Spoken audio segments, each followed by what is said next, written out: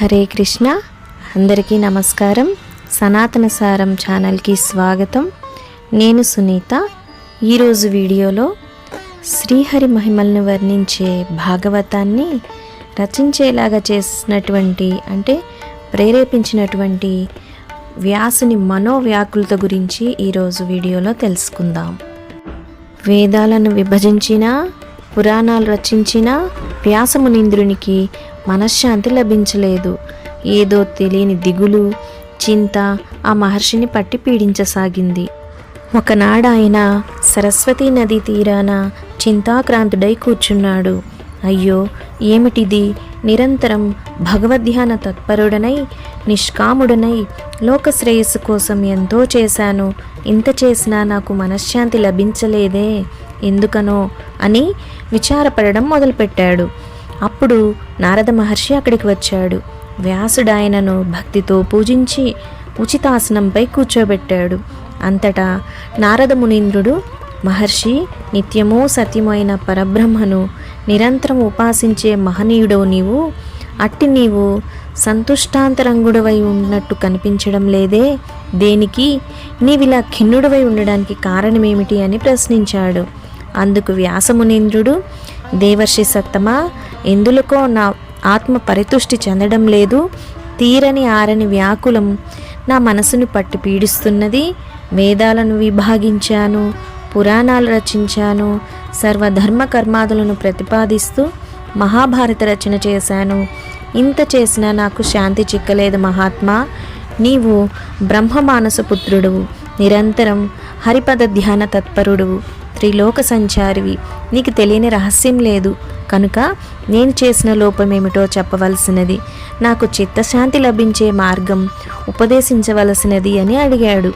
అప్పుడు నారదుడు, సత్యవతీ సుత, ధర్మాలను గురించి ఎంత చెప్పినా శ్రీహరి మహిమను వర్ణించనిచో అవి అన్నీ వ్యర్థమేనని నా తలంపు.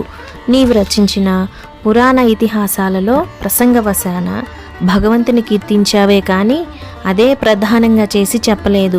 అందుకే నీకు ఆత్మశాంతి లోపించింది అని చెప్పాడు. మహర్షి, ఇక నీవు శ్రీమన్నారాయణుని లీలలు ప్రధానంగా వర్ణిస్తూ ఒక గ్రంథం రచించవలసినది. అది లోకంలో భాగవతోత్తములందరికీ శిరోధార్యమై భాగవతం అను పేర ప్రసిద్ధిగాంచగలదు. నీవా శ్రీ మహావిష్ణువునకు ప్రీతిపాత్రుడవు కాగలవు అని ఉపదేశించాడు.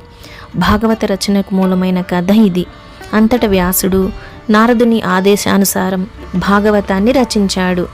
బ్రహ్మనది అయిన సరస్వతి పశ్చిమ తీరాన శమ్యాప్రాసం అనే ఆశ్రమం ఉన్నది. పుణ్యప్రదమైన ప్రదేశం అది. వ్యాసుడు అక్కడ దీక్షతో కూర్చొని చిత్తం శ్రీహరిపై నిలిపి అనంతము అద్భుతము అయిన భగవత్కథలు వర్ణిస్తూ భాగవత సంహితను రచించాడు.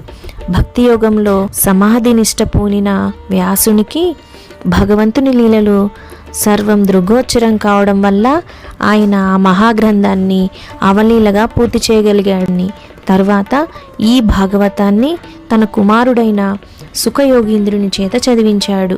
అటుపైన సుఖయోగీంద్రుడు ఈ భాగవత కథను గంగానదిలో ప్రాయోపనిష్ఠుడై ఉన్న పరీక్షిత్ మహారాజుకు 7 రోజులలో వినిపించాడు. భారతాన్ని 18 పర్వాలుగా విభజించినట్లే వ్యాసుడు భాగవతాన్ని 12 స్కందాలుగా విభజించి చెప్పాడు.